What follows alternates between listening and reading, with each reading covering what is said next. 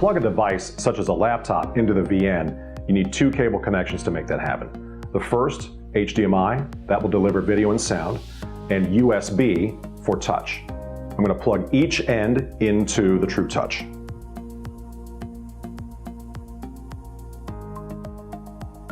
And now I'll plug the other ends into the appropriate ports on my laptop.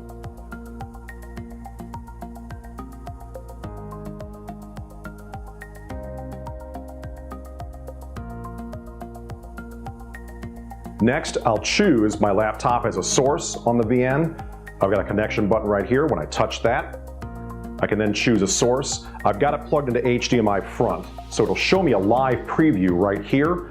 I'll touch that, and when it gives me my laptop on the screen, then I can verify that touch is operating just by dragging my finger and also activating the Windows Start menu. And that's how you connect a device such as a laptop to the VN.